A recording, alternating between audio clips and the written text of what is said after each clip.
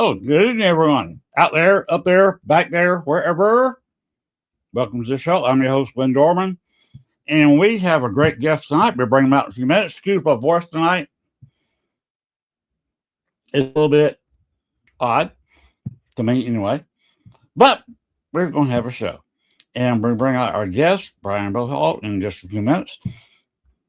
Just got to say, I'm warning you, watch out for June.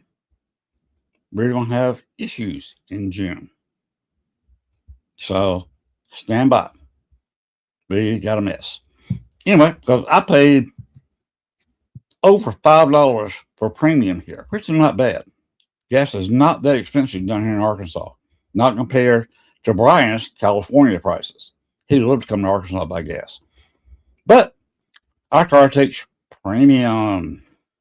It won't even start on regular. So, and of course, I'm surrounded by truck drivers and diesels right at $5 here. And that's, it's killing them. Anyway, we're going to get on started with the show. First, we want to talk about some friends of the show, friends of the network. If you'll show up the first picture, please. There is Voices from Beyond, New Orleans Paranormal Society. If you want to take a tour in New Orleans, one of the most haunted cities in North America, these are the people to look for. They will not take you in front of a building and say, this building's haunted, and you walk on to the next building. Follow me, let's go to the next building. No, they don't do that. They don't take you in a building and say, this room is haunted. This ghost things are around here all the time. 5 minutes later, off you go.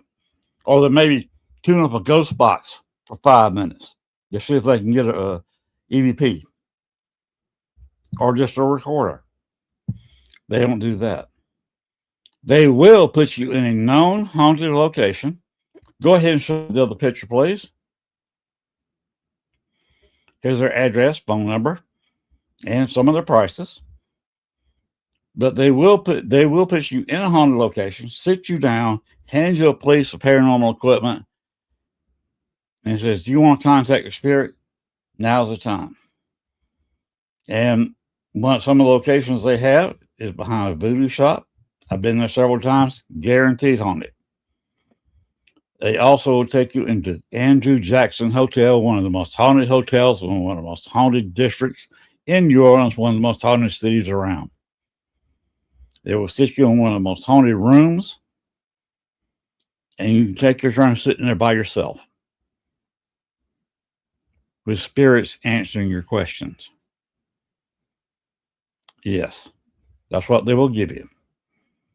Contact them if you want a real ghost tour guided by real paranormal investigators. But that's only if you want to go down there now, or if you're going in June. If you're going in July, hold off your trip till July 31st. That weekend, guess what they are doing for New Orleans Paranormal Society? Go ahead and play the New Orleans Paracon video.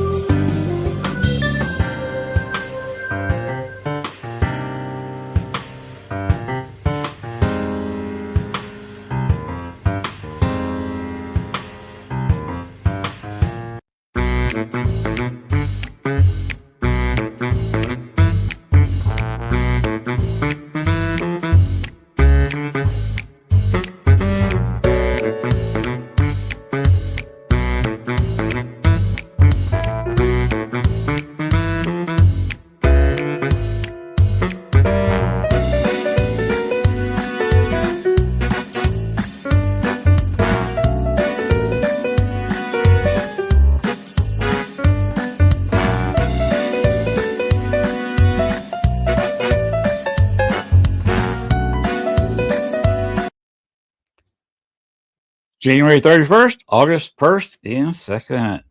And by the way, look out after dark, because it will be, if the moon's out, if the fangs will be out. Yes, they will. Father Sebastian will be there. He doesn't do paracons. He doesn't do podcasts, but he's going to be in New Orleans. So to honor him, yes, I do have things. Anyway, let's go ahead and open the door on this show, please.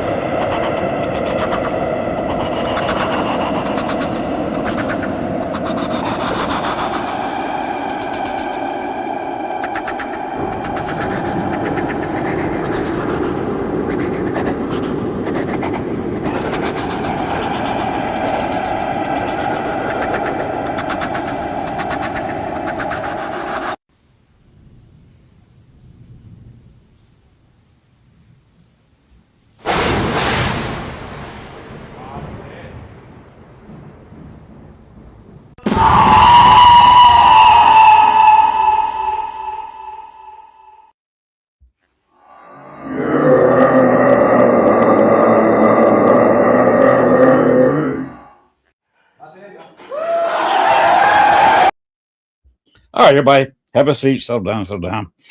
We're going to go ahead without further ado and bring out our guest this week. Tell you a little something about him. He's a founder and lead investigator of the Amigos, a paranormal team based out of Madeira, California. He's also affiliated with Cali Scare Us, where he is a lead investigator based out of Angel Camp, California. He's an amateur videographer and FAA 107 licensed drone pilot and producer and co-host of the Hideous Diversion podcast. Most importantly, he is a husband of 26 years and a father of 5 children. All right.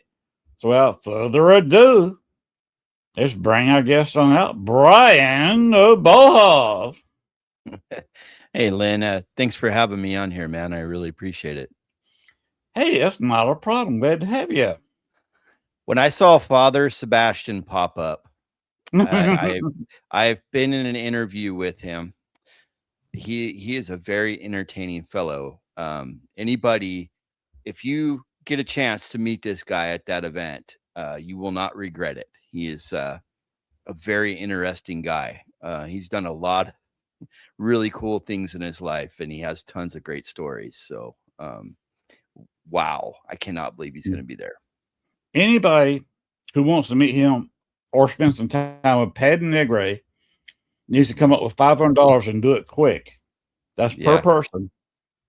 And you get to spend the weekend with Patty Negre, Father Sebastian, and Sam. That's worth every bit of $500. It truly is. I mean, we spent 2.5 hours with the guy, and it was amazing. So highly recommend getting involved with that if you can afford it. You know, that's amazing. He's going to be down there in New Orleans, and that's just going to be a party. Yeah. Well, that's kind of one of the things he's known for is his vampire balls that he throws. So they're amazing. If you check him out on Instagram, they show a lot of photos of it, and they're pretty wild events. You know, and now your fangs, did he make your fangs? No. Mm-mm. Okay. Because those are pretty special. Those are, you know, something to treasure for sure. His are a little bit longer than mine. Oh, that's rad, man.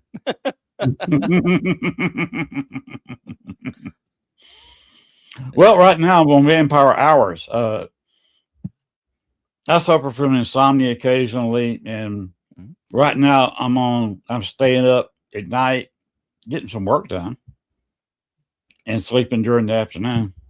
Mm-hmm. And I'd like to say hello to Greg Koss. Do you know him? Do you know Greg, Brian? I don't. No, I don't. Okay, he's There he got is, right there. yeah, He just popped he's up. Hi, Greg. he's got a podcast. In fact, he does about 2 or 3 shows a week. Mm-hmm. He's up just outside the Chicago area, and I've ghost hunted with him before. He's a great guy. So if he asks you to be on his show, or if you want to, he's got a lot of great stories. Been ghost hunting for a long time. Mm-hmm. If you want to get on his show, talk to him. He's very amenable. Awesome. No, I got to tell you, man, I'm walking away from the paranormal. Oh, you are? That's yeah, I put a notice out about a week ago. Mm-hmm. Not saying that I want to disassociate myself from anybody in the paranormal. I consider them family, to be honest with you. But there's some religious things that make me kind of want to walk away from it. But also, I don't want to be pigeonholed just into the paranormal. I've through my skills that I've developed being a paranormal investigator and filming, etc. My heart and my passion has been more about videography and photography, and I want to go in a different direction. So and I don't want it to just be the paranormal.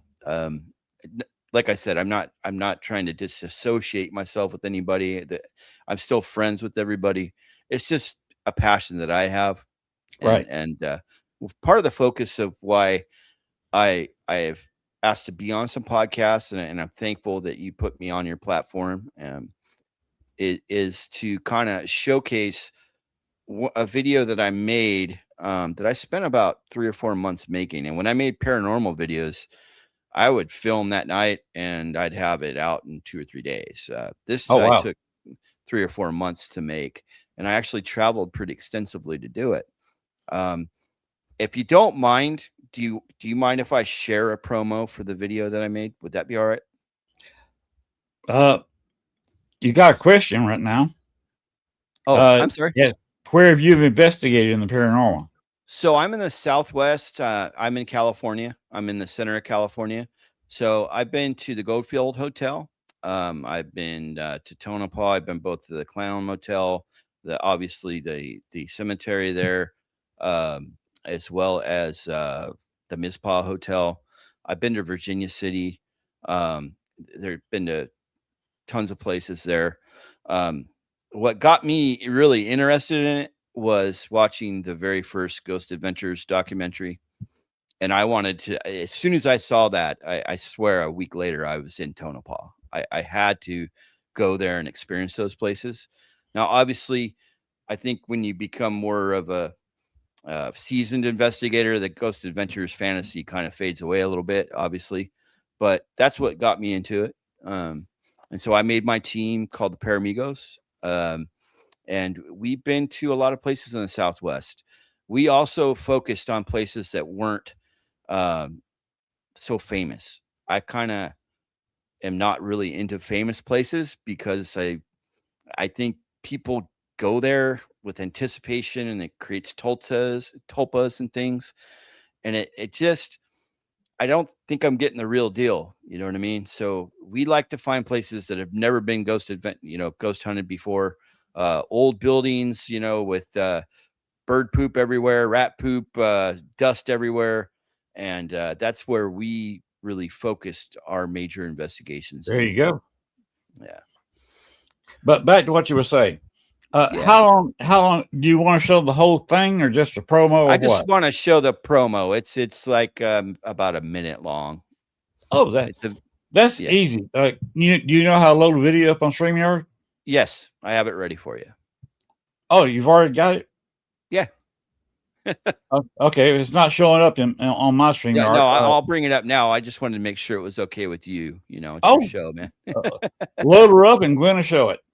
All right. All right.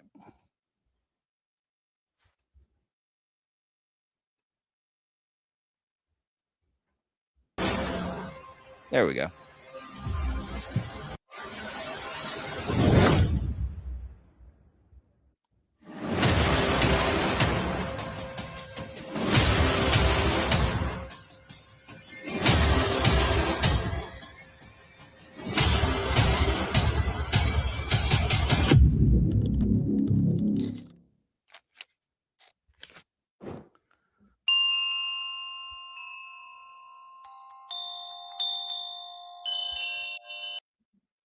That is cool. Thank you very much. Where are you going to be putting the whole thing? So the whole thing, it's on. You can see the video. It's about 10 minutes long, and it's funny because I put 3 or 4 months worth of work into it and spent about $1,500, and the movie's only 10 minutes long. But that's the labor of the love, right? Right. And basically, you can find it on the Paramigo YouTube page. You can also find it under my name, Brian Bolhall. It's under that page too, and I'd appreciate the support. Basically, while I was ghost hunting in a town called Raymond, California, that's about 30 minutes away from me. It's an old logging town that was like the gateway to Yosemite. Obviously, most people know what Yosemite is, so that's kind of what it's known for. And I've captured so many EVPs, so many different paranormal evidence that's all on the Paramigos YouTube page. But I stumbled upon something really weird one day. There's an old general store there, and you could stop and get drinks or get lunch, right? And so we're in the parking lot, and the guys went in and grabbed me a drink, and I was just kind of walking around by the road, and I see a gravestone between the parking lot and the road. Mm-hmm. What the hell? You know? Right. So I contacted a friend of mine who's more of a historian. I'm not a historian, so I needed help. And I said, hey, could you look into this? And immediately she just started getting into it. And we find that there's another gravestone in Whittier, California, that's 2 hours and 30 minutes away. This is basically in LA. Okay. And why is there a gravestone here by the side of the road in Raymond, California, a town with like population 300 people, and then a gravestone in this massive, and I mean massive graveyard? Okay. It's the size of a small city. Wow. Why are they there? And so it intrigued me. It inspired me to do something not paranormal related, even though it does have a gravestone in it. It does have history, which are all, important things in ghost hunting, things that, paranormal people would be interested in. And it just inspired me to just, after making it, to go in a new direction. I feel like it's kind of like a calling for me. It's something I'm graduating towards, and yeah. But I do, Len, I do have a lot of evidence paranormal that I've captured over the years. If at any time you want to have me share it, I'd be happy to do that. And but of different places we've been and things, But hello, Pam Harris. Hello. She was my guest last week. She is an author. Oh, I've already put the book up. But she wrote a book about her ancestor and in the mafia. Oh, well, that's got to be pretty darn interesting. Yes. I'm kind of big on crime and guns. Okay. But we have shows that are based on crime and guns on this network. Mm-hmm. We have 20 some odd shows on this network. Mm-hmm. And I will say this, Gwen already knows about it. I will be doing a show Saturday. Mm-hmm. It may be on my own streaming our page about the Bonnie and Clyde, because it is the anniversary of their shooting this Saturday. Oh. Ooh. So I'm going to get it together tomorrow, because it's going to rain down here for the next 7, 8, 9 days. There you go, Pam. Oh, little self-promotion there. I think out here it maybe rains 7 or 8 days a year. So that's a lot of rain.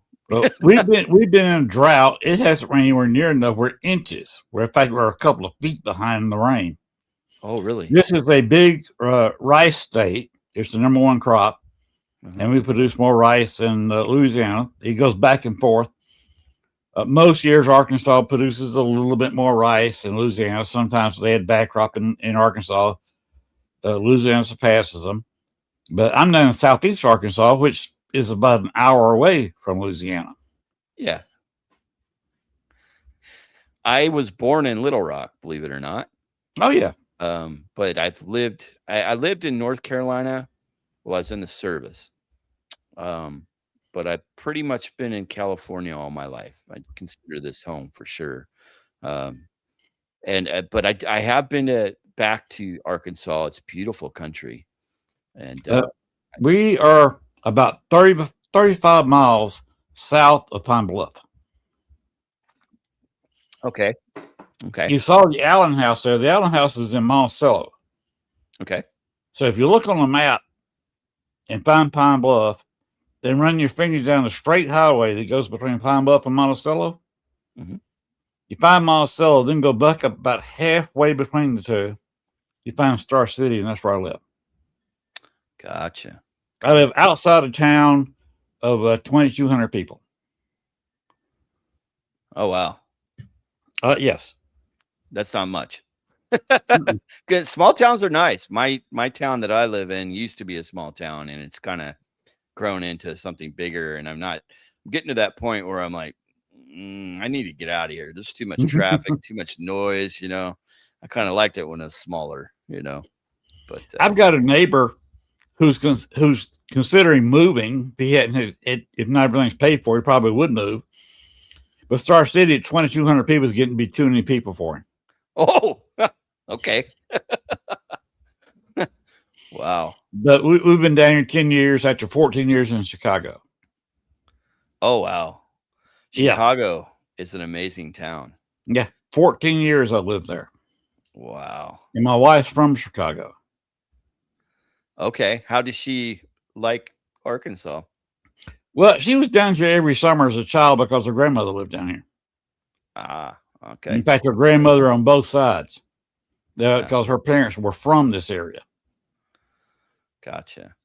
Now, the most amazing steak I've ever had in my life was in Chicago. Best meat ever. I think it was at Rosebuds. I think that's the name of the restaurant I went to. Rosebuds is a good restaurant. Okay. When you go to Arkansas, what do you think of the meat compared to what you get up in Illinois? Well, around here we get pretty good meat. The steaks are okay. The chickens are really good, and as cheap as you're going to find anywhere, because one of the industries around here is, of course, chicken farming. Tyson's the big employer here. And, of course, there's some hog farms nearby. Okay. So we're still buying chicken about as cheap as you can get it anywhere in the country. Yeah. Yeah, chicken's good. Chicken's good. Mm-hmm. And you can still get on sale. You can get the Boston butts, $129 a pound. What's a Boston butt? Okay, it's kind of a misnomer. Boston butt is a big, and normally they're about it's kind of oval shaped, about anywhere from 8 to 15 pounds. Oh wow! And they cut it about that big oval and about this thick. Okay. And of course, you can't cook it on a grill. You got to smoke this bad boy. Oh, okay. But if you smoke it, depending on size, 12 hours at least, maybe up to 15, 18 hours. And keep it a little bit moist and come out and you can just cut it with a halfway sharp knife. Mm. And you can either shred it, you can cube it, or you can cut it in slices. Mm-hmm. The way you shred it, wife's got some Wolverine claws, and she just does like this. Yeah. And shreds it, or you can cube it to make sandwiches out of it. The shredded meat, I'll just put in the pot. I'll start heating it, and I'll make a spackle of it. Okay. You just dip your big spoon in there. So when I walks up with a bun, you just put a great big, one of those cooking spoons full of spackle meat on their bun, and they can add coleslaw or pickle or whatever they want, or just put a little. That's more what I was salt. going to ask you. Do you now when you do the coleslaw, do you do a sweet coleslaw or like a dill coleslaw? It goes both ways down here. Okay. Yeah, I think the wife fixes the sweet instead of she's you like. Two things about me that people know very well is I don't like sweet tea. I had a real hard time when I lived in the South because of that. But they were so gracious and wonderful that I sucked it up a lot. But I guess you don't want a sip of this. No. This is full of very sweet tea. I keep 2 gallons in the refrigerator.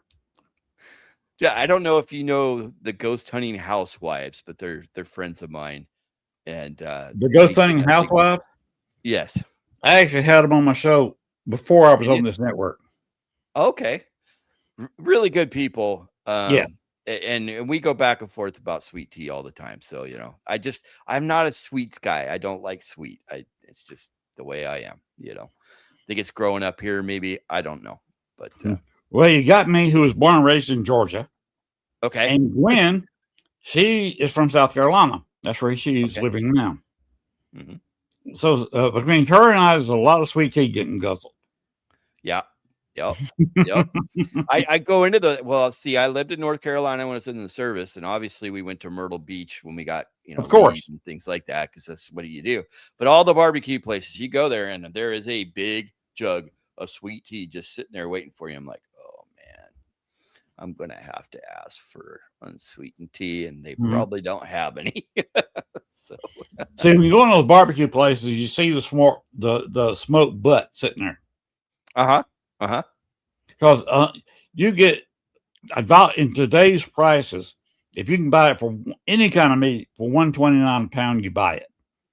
Okay. You just got to know how to cook it. It's slow. I don't think we have meat for $1.29 a pound out here right now. It's so expensive out here, man. It's crazy. But I had to say that. I didn't mean to interrupt you. That's okay. Your gas prices are ridiculous because you have a lot of gas tax because you got a lot of highways. Yeah, everything's expensive out here. The cost of living is people are suffering really bad, man. It's and there's not much you can do about it.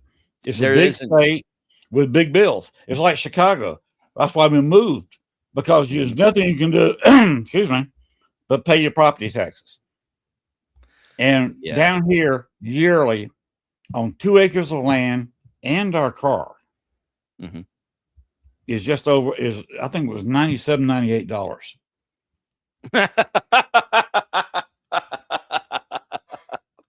Okay.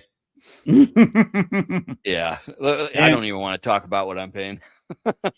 I live in a 3-bedroom house. Master bedroom is a 12 by 18. I have a 5 by 12 walk-in closet.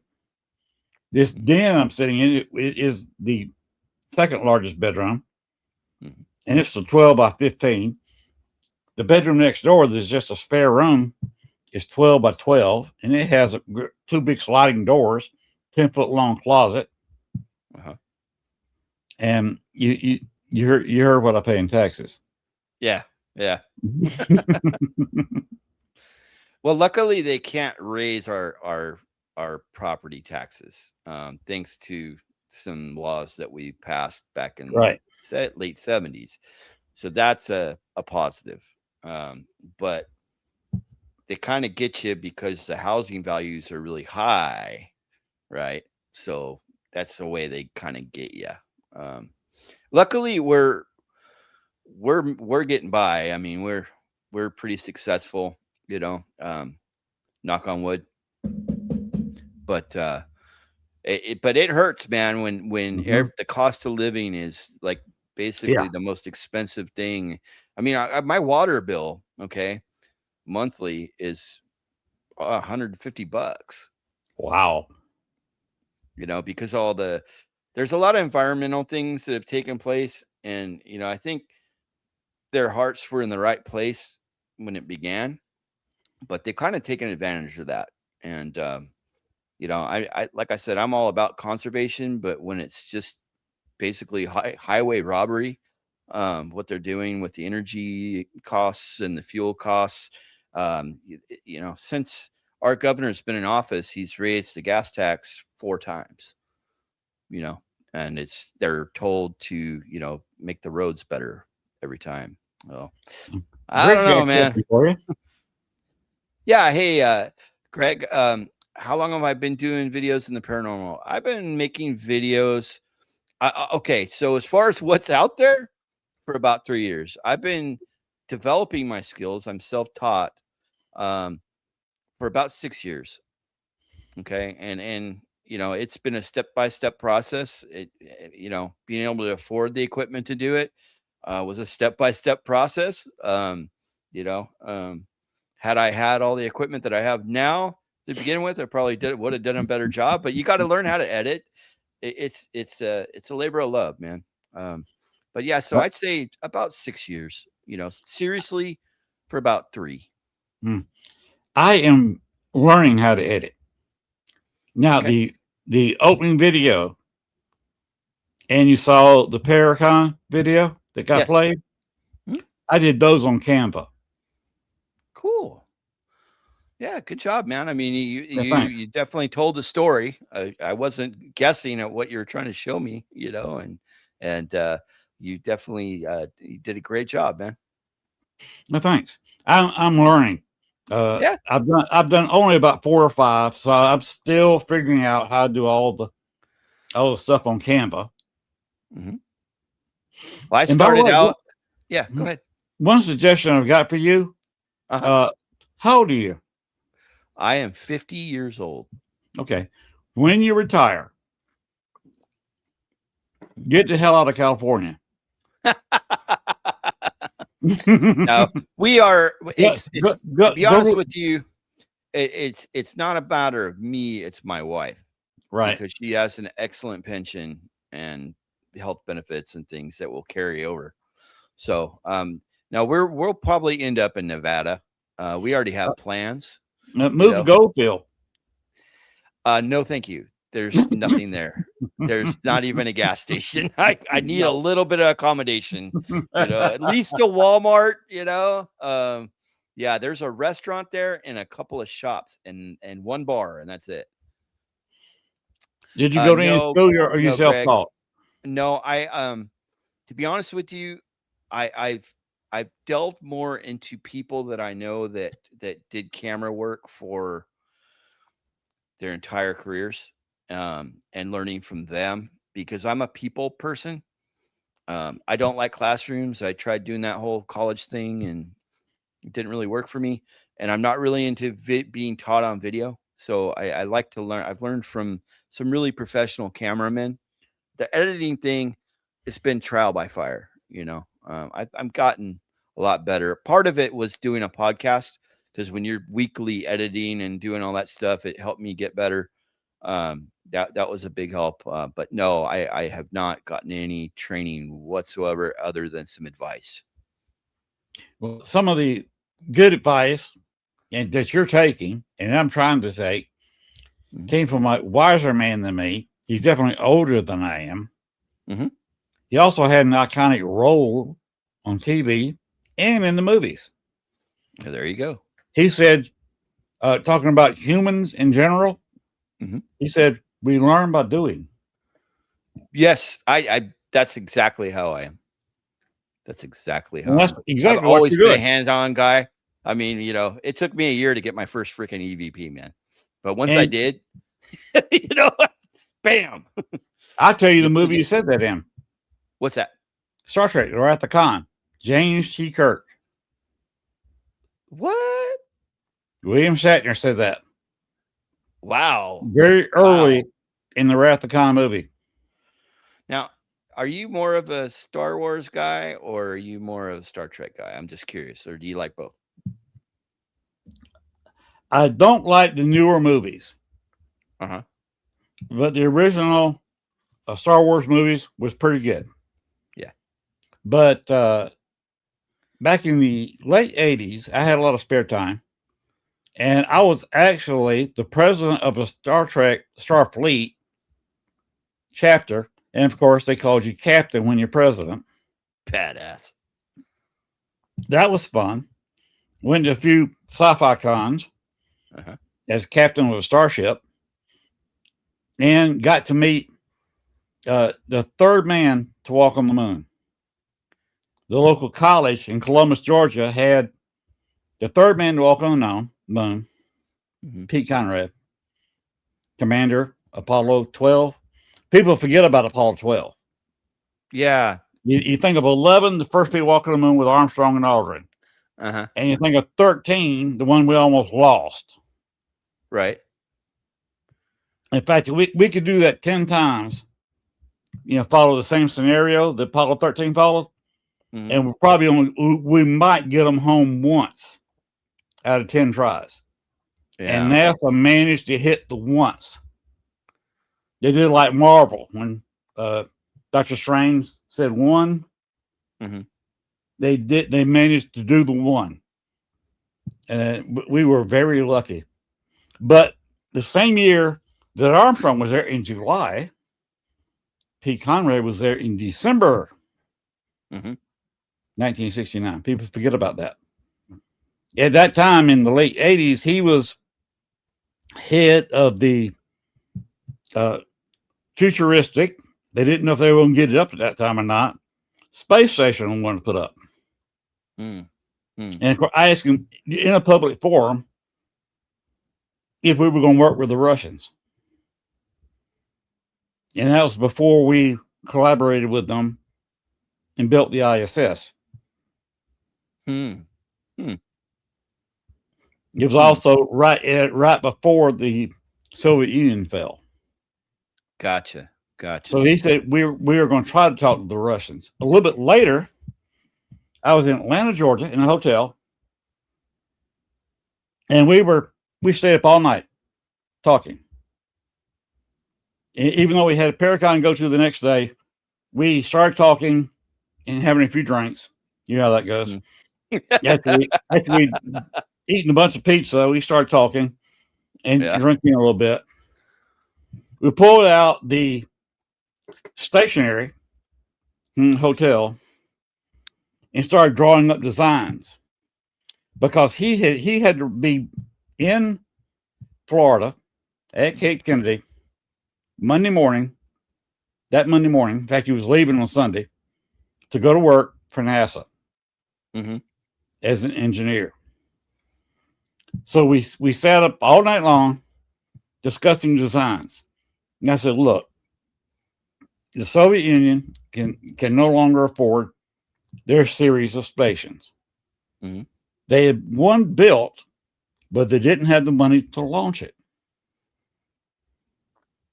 So I said, why don't we go to them and get them to donate that station that's just going to be gathering dust because they don't have the money to launch it. They put it up, and we start adding on. So we started with what the Russian space station looked like, stripped down to this base module. And started adding on with the different modules, the European module. And we sat there on a piece of hotel stationery and drew up the ISS about 90% of what it looks like today. Wow. That's interesting. And I gave that to the engineer. He put it in his pocket and took it down there. And basically, during the meeting, just flipped it out there. Here's what we should do. Because that's what we did. We got the thing from Russia. They launched it. And with shuttle launches, we took up various pieces and mounted it onto the Russian module up there. And it's still there. Wow. Basically, it was mine and his design we put up there. Someone asked a question about what recorder that I like to use, or what was my first one. I have a video. When was your first one? Oh my gosh. It was 2018 was my first one. Okay. Is that the one you're going to bring up, or is this another one? When did you get it?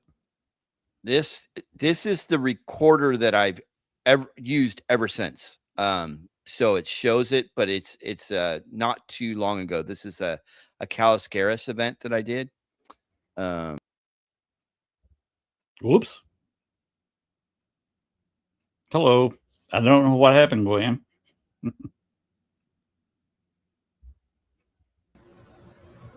He clicked himself off. He'll be back in just a minute. Okay. It happens sometimes. I think he was trying to load his video. He'll be back in a minute. Yeah, he'll be back in just a second. Oh, there he is. All right. Okay. He's back, so I'm going to pop out. All right. So yeah, let me bring it up here. Yes, as soon as you load it up, she'll play it.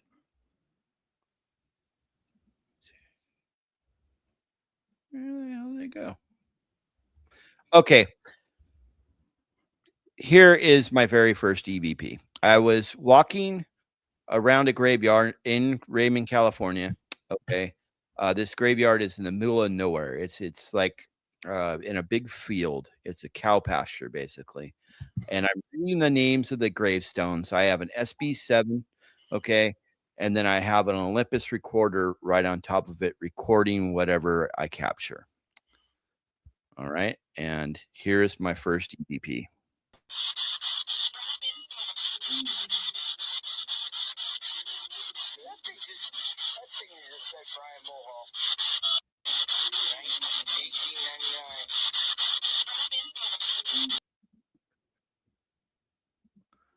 Okay, so that was the first EVP in that I ever captured. Basically, what I hear in that EVP, I have analyzed it further, okay? But what I hear in that EVP is I hear my name, Brian Bohall. And it was amazing because I was just walking around reading the names off of graves. I wasn't asking any questions. And that's what it sounds like to me. Other people hear it. Some people don't. I did analyze it. That's not what it says, unfortunately. Mm-hmm. But in my heart, it says Brian Bohall. And it really motivated me to pursue EVP. But yeah, that Olympus recorder is one that I use. And there's a silver one that you see in the early Ghost Adventures episodes with the round button in the middle. I use that one quite a bit as well. Other than that, I don't really use any other recorders. I will use a linear PCM for clarity. I'll usually have headphones on while I'm walking around a location to see if I get anything. Yeah. So to answer your question. Funny story about Ghost Adventures, since you had mentioned that. Yeah. Several years ago, I was at the Andrew Jackson. Okay. In New Orleans. And it was a 2-day, 2-night event. Yes, I spent 2 nights in the hotel with nothing but paranormal investigators in the entire hotel. Yeah. I'm sure you're welcome, Carol, and I'm sure Brian feels the same way. Carol said, "Thank you." Oh yeah, no problem. Any question you got, I'm happy to answer. But there was a guy that works in the background of Ghost Adventures, and he said he was there because he wanted to go on a real ghost hunt. Mm-hmm. So of course we put him by himself in one of the haunted rooms. It was a room where it may have been a murder, it may have been a suicide. We're not sure. Okay. Never got definitive evidence one way or the other, but we know there was at least one death in this room. Okay. He goes in. 5 minutes later, he comes out screaming. Running, really? Arms over his head, screaming. Yeah. He says something growled at me. So he come up with a very similar voice record that you were just showing. Mm-hmm. And played it back. I said, did you get it recorded? Yes. Let me play it back. He played it back and he got a loud, distinct growl recorded. He said, I heard that with my ears. Oh, disembodied voice. Ooh. Disembodied growl. Sexy. Those are sexy. So You scared the hell out of him. He was there for one night. He followed me around a little bit because he wanted to have a real experience. He got one real quick. Yeah, yeah. And I'm not going to do it because you're the guest. I got several bits of him in video and quite a few pictures of him as we went back in that room and investigated for a while. Now, was that Zach? Huh? Was that Zach? No, this guy was, he worked in the background. He was basically part of the crew. Okay. Got it. He never had any camera time. Ah. But he did work for Zach for several years. Huh. As part of the crew that went around with him. Yeah. So he had himself a real experience. If you seek it, you'll find it. That's for sure. That is for sure. Yeah, I was going to say about Goldfield. I was kidding you about that. And you don't want to go there and be older and retired because there's no doctor there. There's no store. But they do have a thing called Goldfield Days. Oh, yeah. Oh, where yeah. You've probably heard this. Where you can, and they always offer up pieces of property. Yes. That you can go out and buy an empty lot and bid against other people. If nobody else is bidding on it, you can own a nice little lot there with nothing on it. Nice little piece of desert, sand, maybe a few cacti. For a few bucks, a couple $100, you got a lot in Goldfield. Well, there's no hospital. I mean, the closest hospital is in Reno, to my knowledge. The closest town is Tonopah, and they don't even have a Walmart. They have like 3 or 4 casinos, but I need a little bit more. What I'm thinking about is moving to Art Bell's hometown, Pahrump, Nevada, is what we're what was that now? Pahrump, Nevada. Pahrump. I thought that's what you said. I wasn't going to react until I was double sure. Pahrump. Yeah. I got a question for you. Yeah. You're on YouTube. Yes. Correct? Yes. Your channel's on YouTube. Yep. By the way, how do you look at it? Was that in your name or what? Or Paramigo? So I have one channel that's in my name. Okay. And then I have another channel for the new show. It used to be the Paramigo page. Okay. Okay. It's now called Brian and Evan Do, which is going to be what I'm going to be focusing on as far as videos in the very near future. Okay. Now, if you want to post a link to that, you can go down there and see post a comment. You could post a link to that if you wanted to. It's fine with me. Because I always like to give people, if they've got a YouTube channel or a Facebook channel, let's let everybody go see it, see the link, and can go there and give you some business. Appreciate it. Do you ever heard of a person called Wonder Hussey? Yes, I've met her. You've met Sarah? Yes. Sarah Jane. Yes. Yes. And I love her videos. I also love that area that she lives in. I love the hot springs there. I frequent that place at least once every 3 or 4 months. Yeah.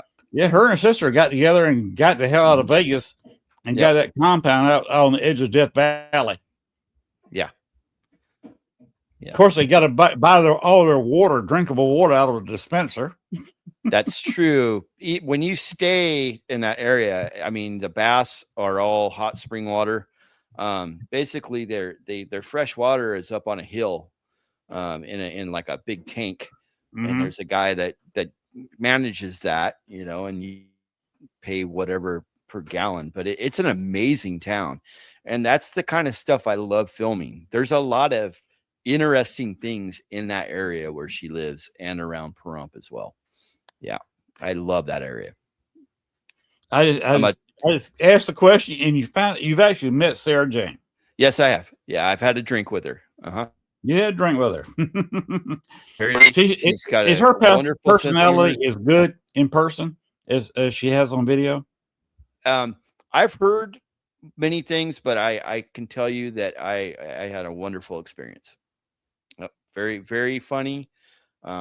Very interesting to talk to, and I talked to her about how she makes her videos and things like, it was very educational for me, and she's an amazing person. Yep. Now I don't have her phone number or anything like that, but I met her and had a conversation with her. So I'm a happily married man. So yeah. So am I. I've been married for 25 years. 26. I won't be 25 until November. Right on, brother. It's the way to do it, in my opinion, man. So you got married, what, 2000? Yes. February 2000. And we got married November 2001. Yeah, we got married on November 10th, almost exactly 2 months after 9/11.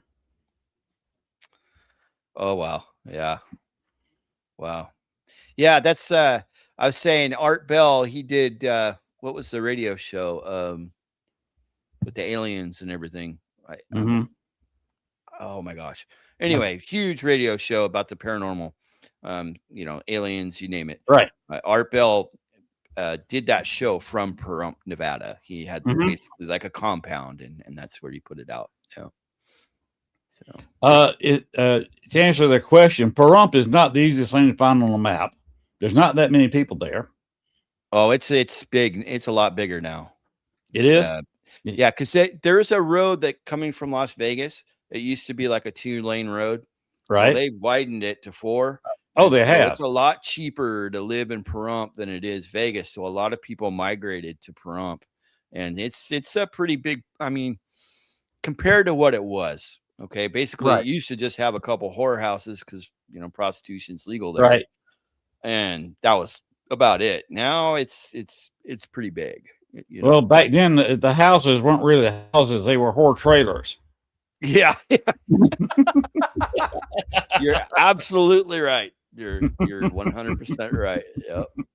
And there's still some, like when you drive between, Vegas and Reno, you'll see them on the side of the freeway. They're like these trailers, and they're all kind of attached to each other, and it's called like Wild Stallion, or there's one place called the Alien Brothel that's really popular. Okay, like I'll ask you a question. Sure. Do you know Christy? Go ahead and throw her post back up there, please, Glenn. No, I don't. She is a very nice person, as you can tell. Good day. She is from down under. Oh wow. Yes. She comes in. Sheep on the Bobby. Sorry.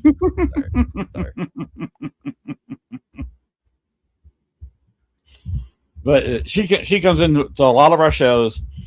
So if you can get an Australian fan out of this, more power to you. I would. Everyone's welcome. Everybody's welcome. And we do plan on doing some paranormal stuff, but what we're gonna be doing is more comedic. It's to make you laugh. Okay. Kind of like Ghost Brothers. No, we're gonna go because we've never gone after Bigfoot, right? So we're like, well, we'll do it, but we'll act like we don't know what the hell we're doing, right? We're just having some fun, The stuff that I'm going to be doing is going to be lighthearted, and then like on the Brian Bohall channel, you'll see stuff more about the history of California, small ghost towns, etc. You'll see more serious stuff from there. But basically, a member of my team, the Paramigos, one of my best friends from high school, we both decided that we wanted to do something more like what the stupid crap that we did when we were in high school, with that kind of humor. Because Evan, if you watch our Paramigo videos, which are on the Evan and Brian and Evan do YouTube page, okay, they're there. They're always going to be there. Evan's really good with one-liners, and he usually did the filming where I was the idiot, saying, yeah, well, this is a spirit box, and this is what we're going to do. This is our experiment, blah, blah, blah, blah. He would talk tons of shit about me, just to make it fun. And so this is my chance to get back at him a little bit and have some fun. So I think our first 3 videos, the first one, we're going to they're gonna be food related, the first 2 episodes, and then the third one, I think we're gonna go hunt for Bigfoot, and we're not gonna know what the hell we're doing. And trust me, it'll be good for laughs. So, Have you ever been on a Bigfoot hunt before? I have not. I have been on Bigfoot podcasts with Monsters Unleashed. Those people are really, really good people there. They're friends of mine. I got to get out there and go to the LBL, the Land Between Lakes, and check that out one day. But no, I have not. But I have had an experience with Bigfoot, or at least I thought it was, if you'd like to hear that. Go ahead. So my dad was a little strange when we were growing up. I was in my teenage years, and my dad, wanted to go camping and fishing, and I was fine with that, but I wanted to go where the girls were, right? That's what I was interested in.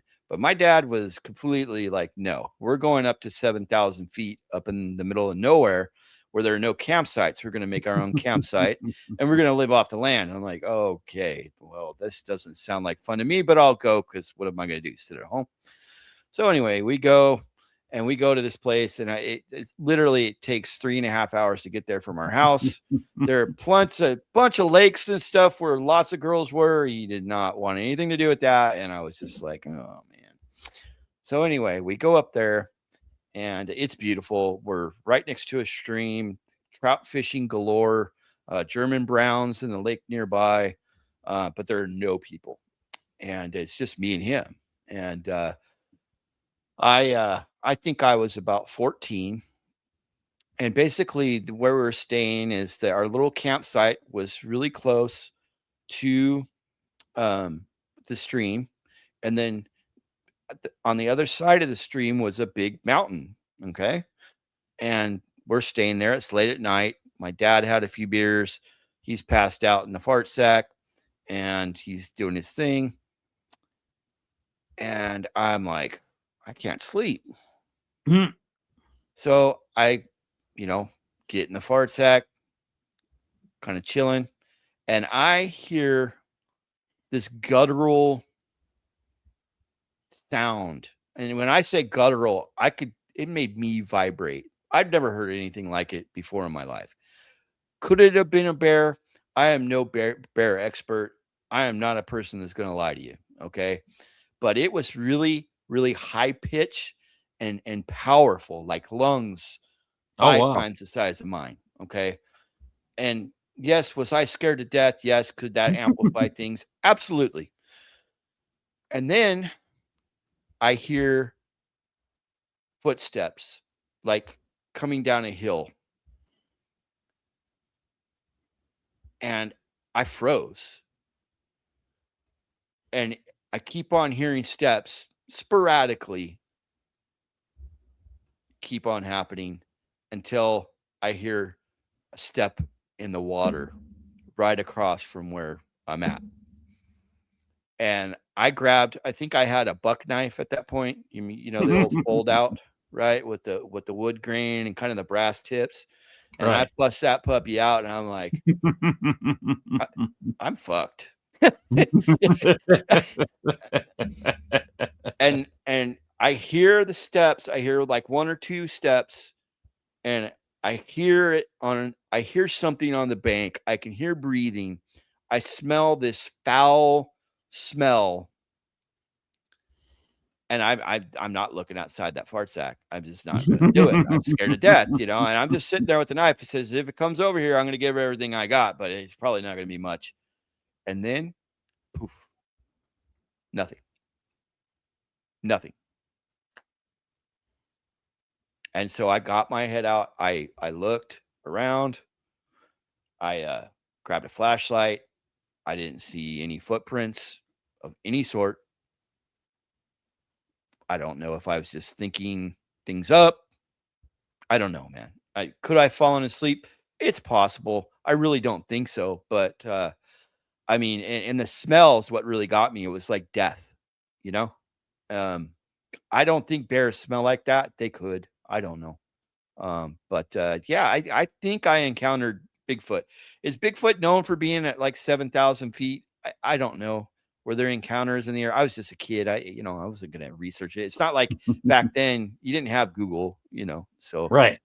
I just, but yeah, I think I experienced Bigfoot. It's the only experience I've ever had. And, it was cool. It was scary, but it was cool. And that's your Bigfoot story. You got an alien story? I have one. Okay. It was really strange, man. I was taking the trash out from my house, and I look up in the sky and I see what looked like Chinese lanterns, right? There were 4 of them, and they were kind of going in a curve like this, right? There are 4 of them. There's one at the top, and they go down at a curve. And this was back in the BlackBerry era of cell phones. Okay. I wasn't smart enough to take my phone out and take a picture because I was just like, what the hell? But I noticed that the top one just disappeared. So I go into the house, I grab my wife and my kids, and we're all watching these things one by one go up right to where the last one took off, and it flies off at a super high speed and disappears.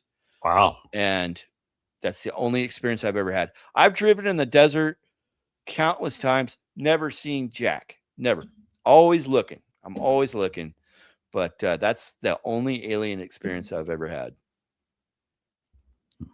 You were in the desert looking for jack and found Wonder Hussy. Yeah. Well, it just happens. She lives at a place that I go to at least 4 times a year. So she looks better than Jack. Yeah, for sure.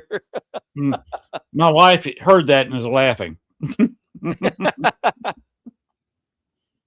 Yeah. Oh, Gail Bryan has met Wonder Hussy. Oh, you heard that? Okay.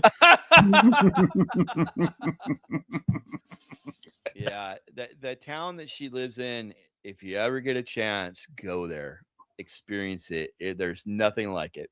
It's the most beautiful, wonderful place to go to. I'm going to have my ashes spread there when I die. You heard about her latest thing, hadn't you? Yeah. She's getting together with a couple of friends, and they're going from one end, the California end of Route 66, and going all the way to Chicago. Oh, wow. Yes. That would be interesting to see her take on it. I don't think I would want to try and do that. That would be a pain in the ass because it's so broken up. But it would be entertaining to see how she puts it all together. And she's amazing at doing research and laying out a story. I mean, one of the best in my opinion. Yes, I fully agree. She's one of the best. She's got a whole book of things to see on Route 66, and she's going to try to hit them all.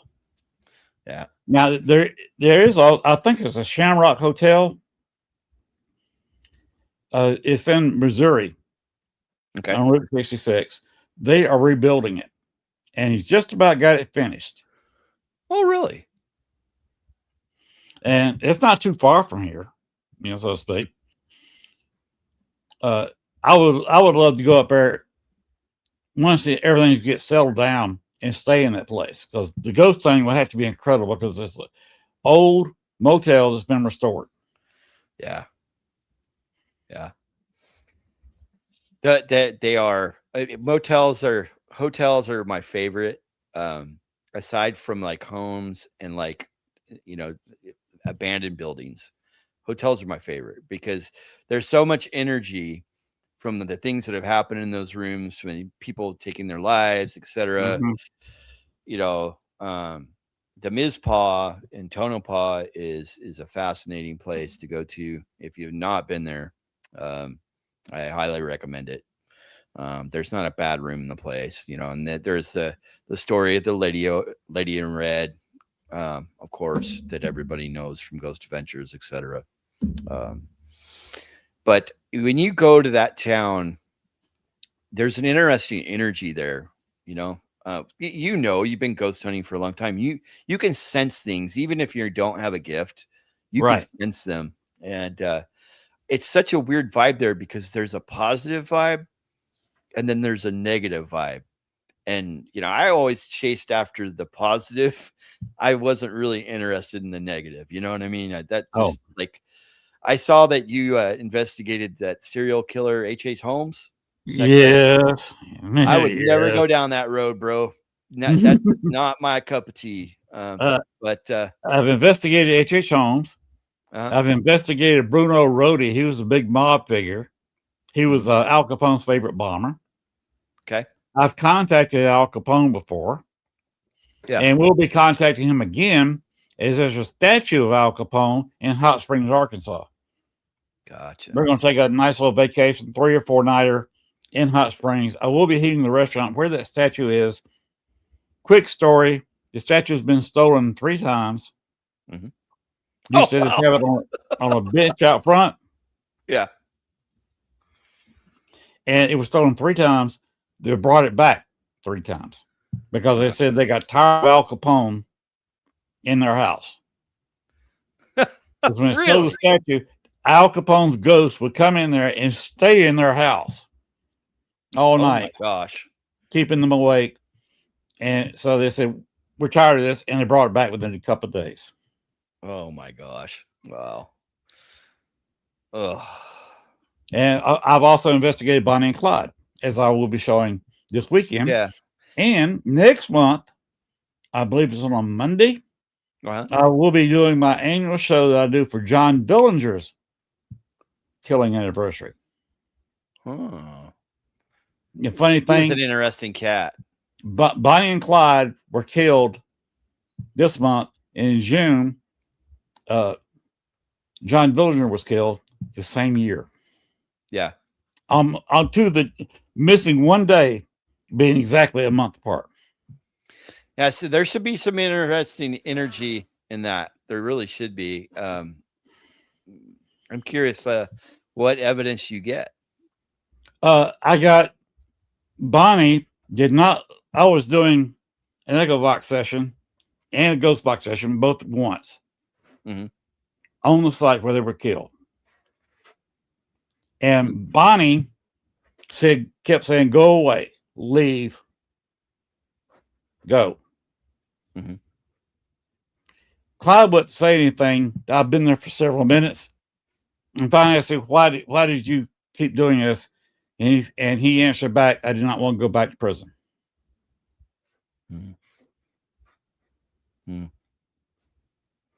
Wow. Chrissy's bringing up that is the real story has not been told. Even the latest one with Christian Bale.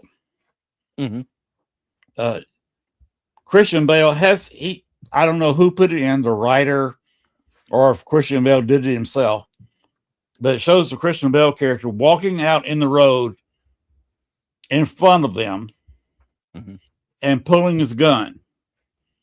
And Bonnie and Clyde actually having a couple of seconds where they reached down and grabbed their guns before everybody opened fire. In reality, there was no warning.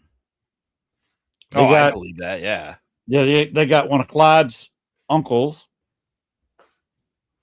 to fake a truck thing. He had his truck parked, and they pulled a tower off of it.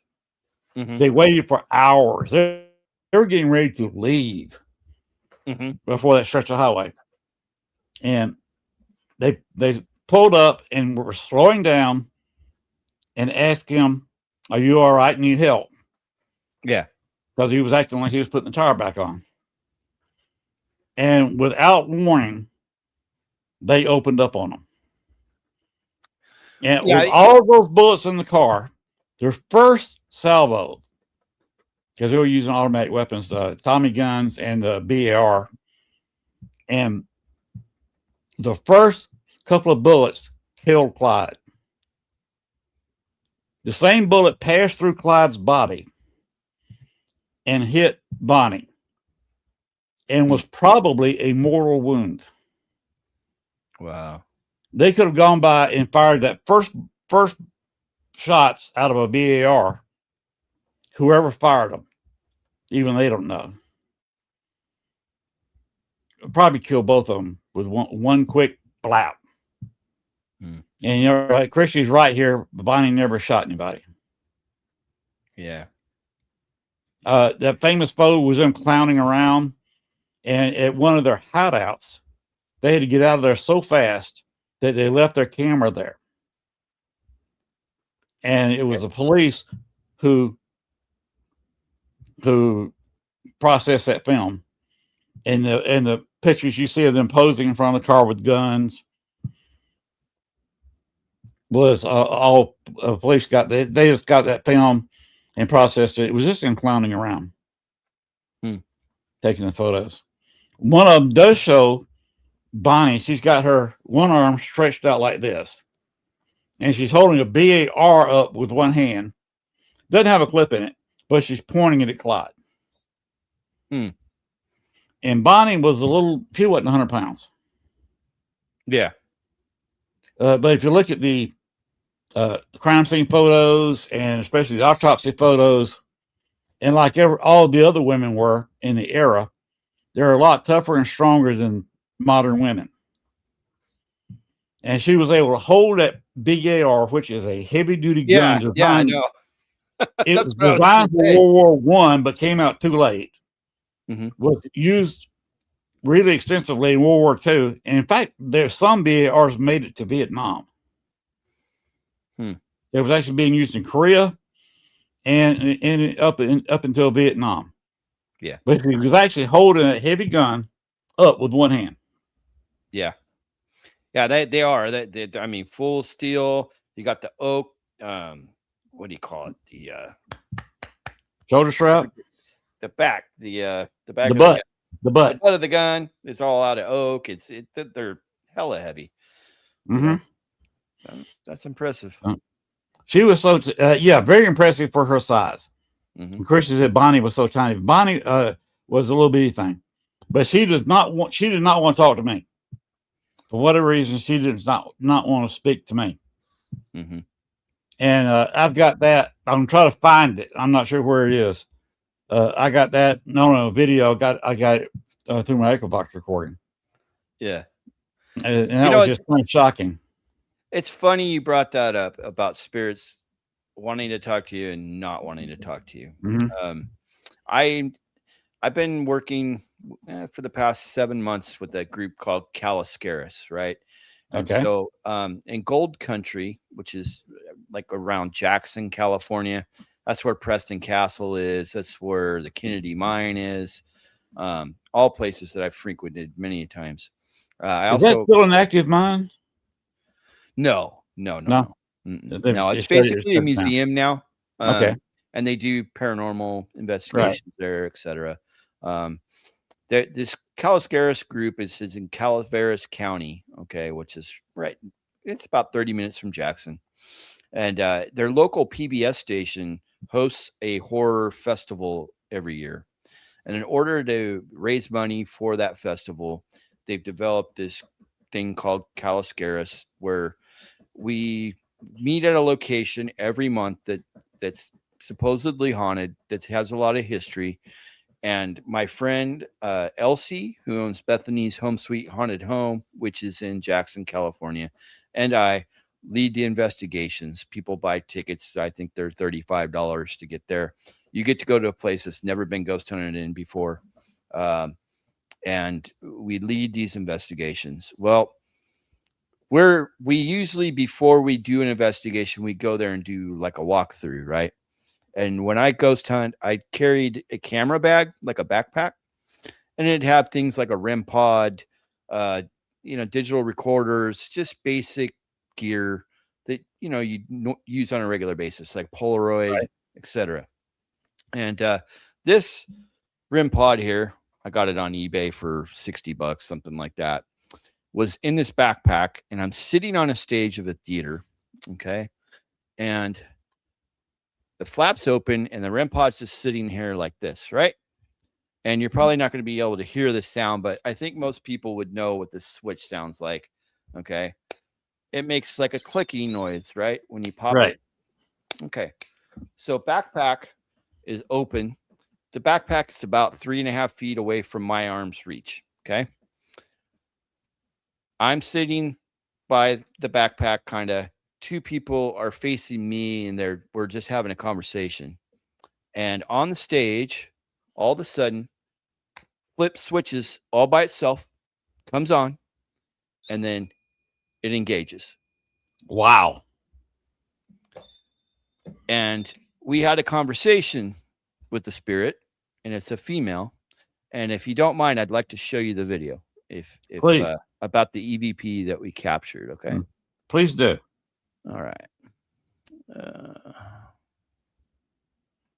Okay.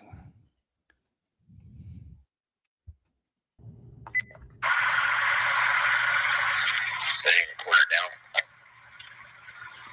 So, I assume your name's Charlie. Is your name Charlie? Can you tell me? Can you speak into this little red light here? You can hear audibly. It says yes. I just want to make sure you're 15 years old. Is that correct?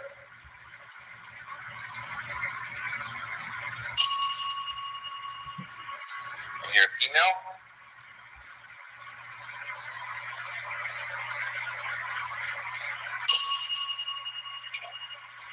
Okay, let's play with that. Yeah. So, we, through our investigation, we figured out that there was about a 15-year-old girl there named Charlie. I was trying to validate that with the recorder. We also had one of those bells sitting on the stage, and it was pressing. That's what we heard during the video. Yes. Yes. Pretty fantastic. You know? Yes. That spirit liked to communicate with me. I don't have that happen too much. So I was kind of enamored with it. And that whole night, she interacted with me. She touched me, things. Someone asked if I like Spirit Talker. I do have that on my phone. I actually have another video where our newest member of the Paramigos got involved, and we were using the Spirit Talker app to communicate to spirits, and the app told us to get the hell out of the building that we were in because our newest member was outside the building with a gun getting ready to fire it. Have you got that? I don't have it up. I do have it. Yeah. Let me just double check real quick. Okay, let me show one more video. I don't have that one up. I apologize. But have you ever heard of the Zalud House in Porterville, California?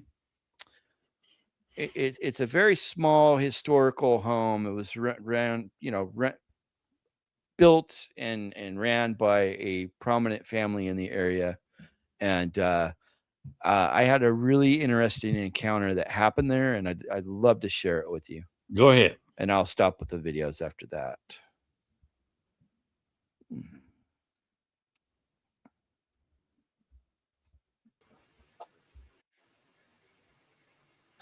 do you do for fun? Did you hear that knock? I heard something, yeah.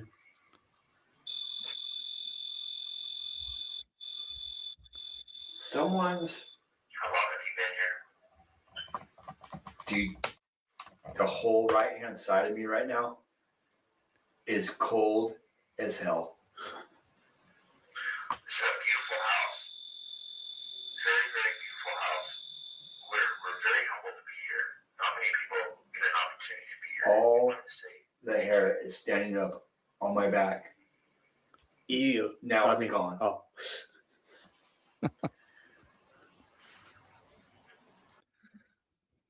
That was cool. Yeah, let me pause. Okay, so yeah, man, that was an interesting one.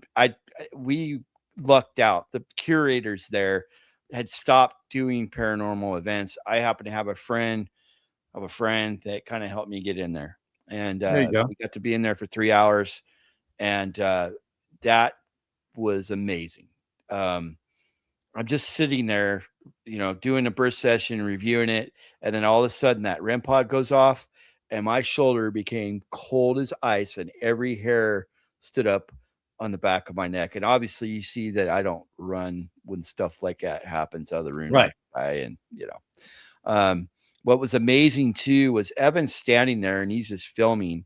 And later on in that video, the fine focus on that camera, we don't put our cameras in auto. Okay. The fine focus on the camera. So let me show you what I'm talking about. This is one of our units that we use. Okay. It's this right here, the fine focus. Right. The camera blurred all by itself. Evan was not touching it. And I would never had that happen before. It was amazing.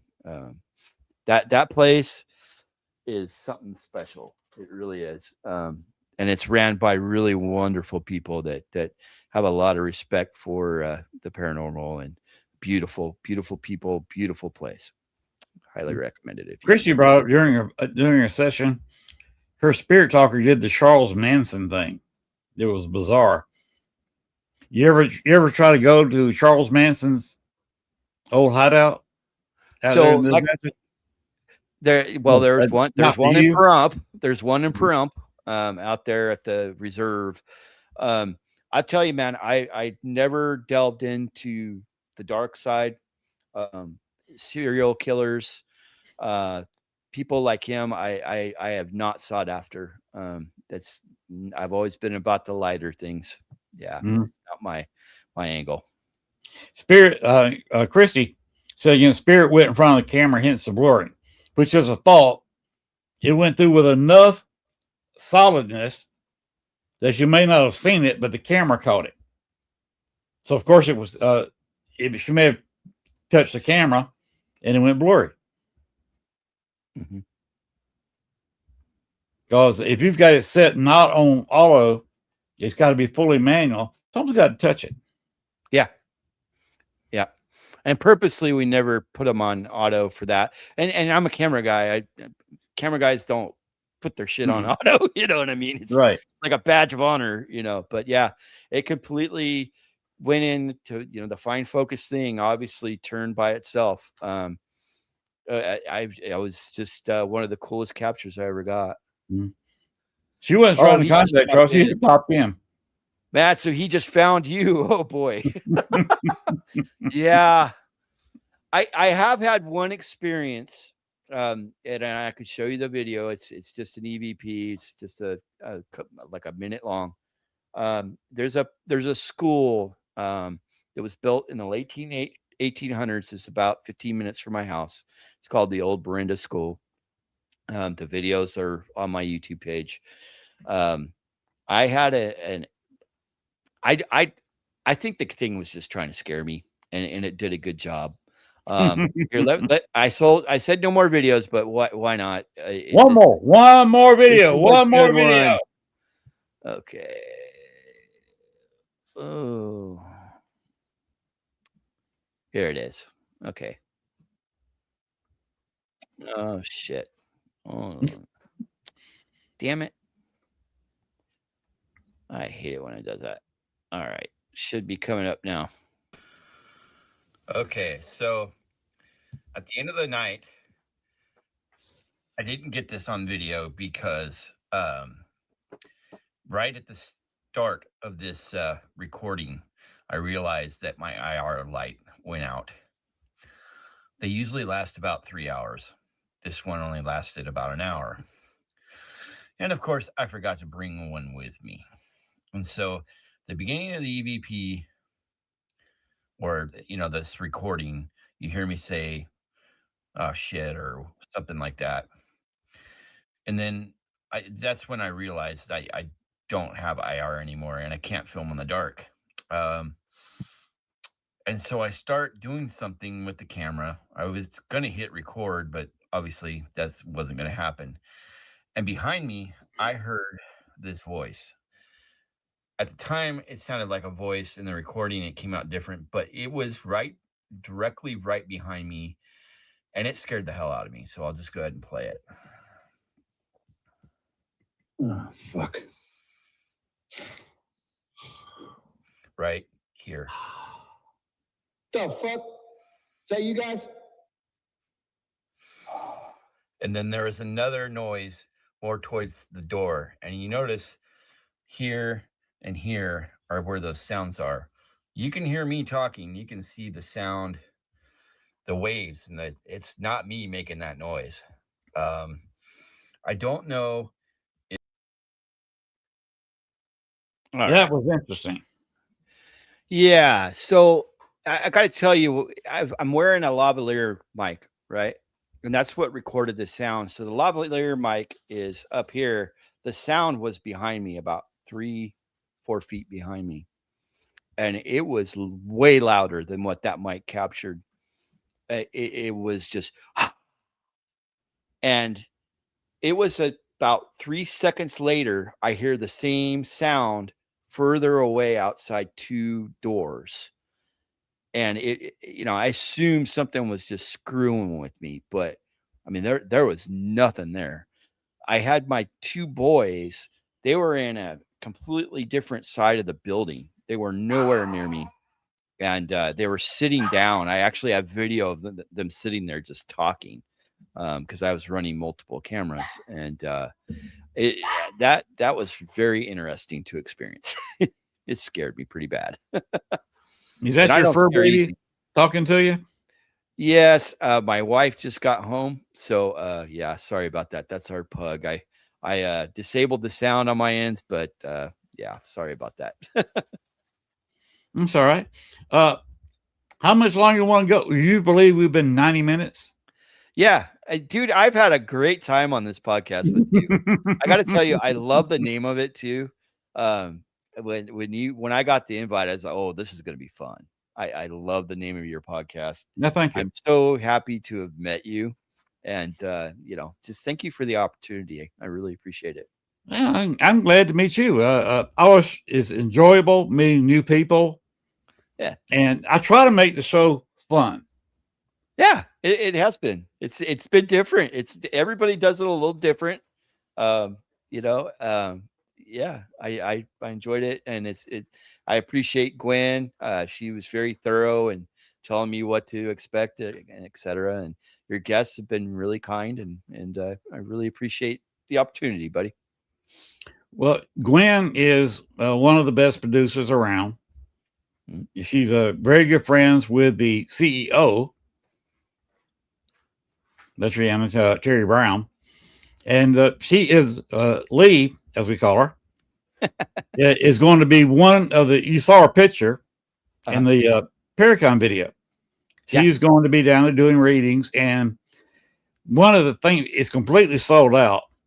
She is going to do her thing behind the voodoo shop. Yeah. Where the main spirit there is either a drug overdose by accident. Christopher, who's supplying the money for the whole Paracon, it's for Tally. Oh, he has not got the truth out of him about whether the overdose was intentional or accidental, or somebody set him up.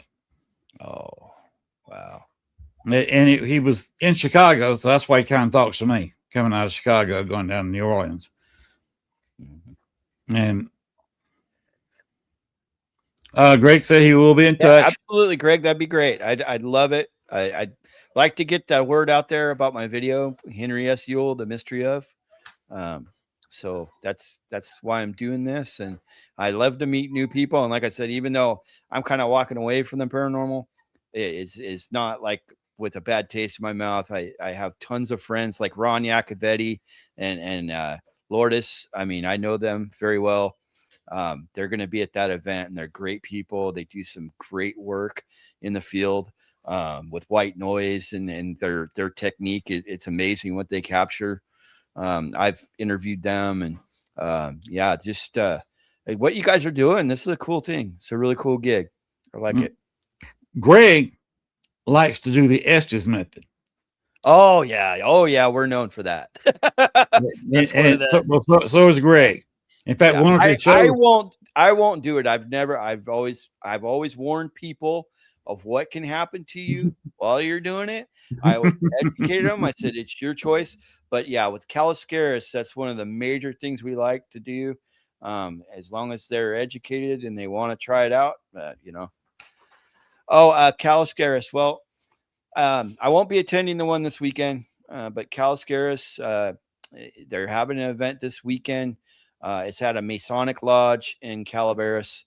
You can look it up. It's Cala and then scare and capital letters and then us. You know, I think tickets are $35, something like that. And there's an event every month in Gold Country. So fantastic events. Yeah. Okay. And give everybody, your YouTube channel is, the link is right there. Yeah. And your YouTube channel is your name. Is that right? Yeah. What one is my name, just Brian Bohall. I've got a couple videos on there, nothing big. And then there's also the Brian and Evan Do. Okay. And it's got all the Paramigo stuff there. It's got interviews that I've done as well in the past. Yeah. All that stuff's there. And if people want to contact you, just your Facebook page is the same, right?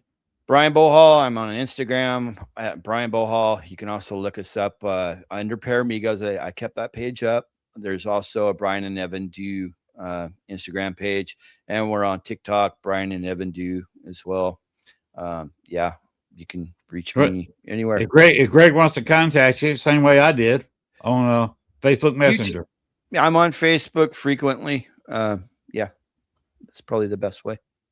That's how we contact. We're friends. I mean, who knows? You know, like I said, I've been around the block a couple times. You know, always fascinated by people that love the paranormal, and I like to see how they approach things. You know, it's interesting.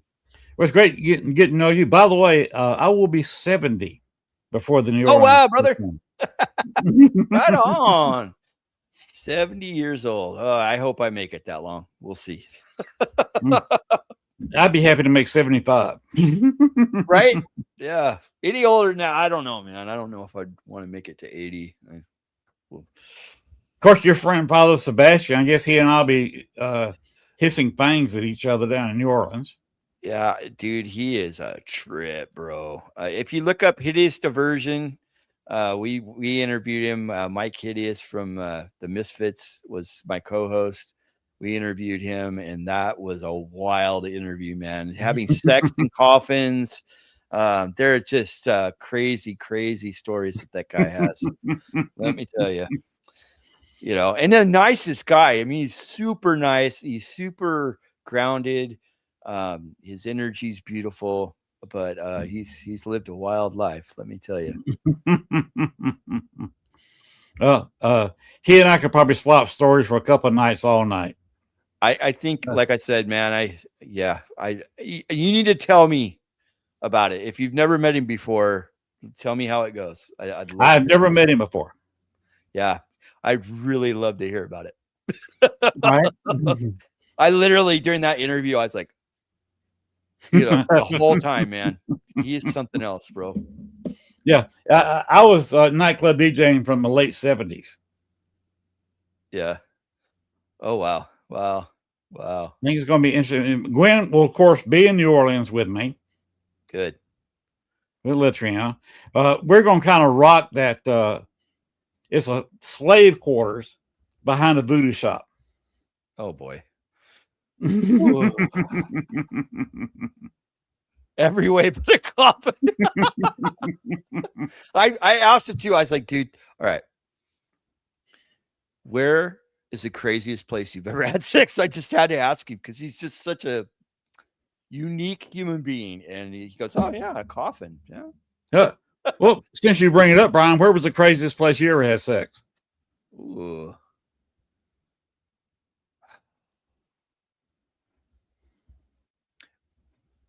Of what I'm willing to tell you. On a trampoline. On a trampoline. In my buddy's backyard. Yeah. In your buddy's backyard. The craziest place I did it was on a pool table. It's not the fact that it was on a pool table. It's where the pool table was. The bar was open. All right. Well, you during got the me. daytime. It was during the summer. So they had the doors open, you know, the daylight till after 9 o'clock. Yeah. And we just did it in front of everybody. Wow. Wow. And another incident, a stripper came up and I think she had hit some cocaine. And I was there visiting a DJ there. He was a friend of mine. In fact, my roommate at the time. Yeah. And she just grabbed me and just put me on the table. Yeah. Speaking of, my wife just walked in the room. And she heard that. No, I got it. Yeah. Okay. She can wonder what we're talking about. Well, you got your wife, you got her pug, and I got a pork chop waiting on me. Oh yeah, I remember you talking about that. Yeah. So I can't wait to get these fangs in that pork chop. No, I got you, brother. Thank you again for having me on here, and go eat that pork chop. We'll have to do this again sometime, especially when you get your video out. Yeah, I would love that. If you see Wonder Husky, tell her I said hello. I will. I plan on being in the area within the next month. So, because she comes over here to Arkansas once in a while. She came to Arkansas to see the solar eclipse. Yep. But she's got a friend of hers that's actually into the paranormal that lives in North Arkansas. Yeah. You know, there's a ghost where she lives, and it's an interesting, a lot of interesting stories in that area. But we can talk about that another time, my friend. Right. You take care of yourself, Brian. You too, brother. It's really nice meeting you. Nice meeting you. Nice to get to know you, and we'll see you next time. Peace. And you had to invite me on your podcast sometime. Sounds good, brother. That can definitely happen. Maybe after the New Orleans Paracon, then I can tell you a little bit about that, and we can talk about Father Sebastian. Yes, I think that's a great idea. You saw on the ad that Gwen's going to set me up, and anywhere she can get internet, I'm going to be podcasting some of the ghost hunting live. Hey, Len, I thought you would like this. I just got my portable Starlink, so we are set. Oh, I just got it in the mail 2 days ago. Yeah, so we are set to broadcast wherever when I travel this year. Well, who did you have to sleep with? Elon Musk? It's not that expensive. I got one for my house, and then I got the travel one at a deal because I got one for the house. So now when I travel this year, I can take it. It's about the size of my computer, and there's a couple of little pieces that are, a little extra, but it's about the size of my computer. There you go. So you see what we're going to be doing in New Orleans. Yeah. And Christopher has already told me he wants if we got permission of whoever's running the ghost hunt, be it John Zathas or Lestriano, if we got their permission to video, we're going to be doing ghost hunts live Friday, Saturday, and Sunday night. By the way, Gwen, we will be there. We're trying Monday before the event. It's a travel day. We'll be checking in the hotel Monday evening. Nice. And we're not checking out till Tuesday morning. I don't know. I'm going with the group, so I have no idea when. I'm just like, tell me when to pack the bag. So we're going to be down there. And what I was going to do is maybe all the shows on Monday night, Tuesday night, Wednesday night, let me come in and do maybe a 5-minute commercial. Hey, we'll talk to everybody about that. Hey, you might get lucky. You might see me in the pool. Oh, Lordy mercy. Len's going to get me in trouble. You see this, don't you? I can already tell that. Yeah. Oh, boy. No, we have fun. Now, this weekend, Len, I know, Brian, if you need to pop off, I understand. If not, you can hang out and talk to us for a minute. But this weekend, what do you want to do for the Bonnie and Clyde thing? I got a couple of videos and some photos. Okay. About what time are you wanting to do it? When would you be available? I'll have to talk to you afterwards. I'll tell you what's going on during the day. But yeah, go ahead and finish out the show, and then we'll talk about it in the background. How about that? All righty. Go ahead and close the door on this puppy. I think we're done. Good night, everybody.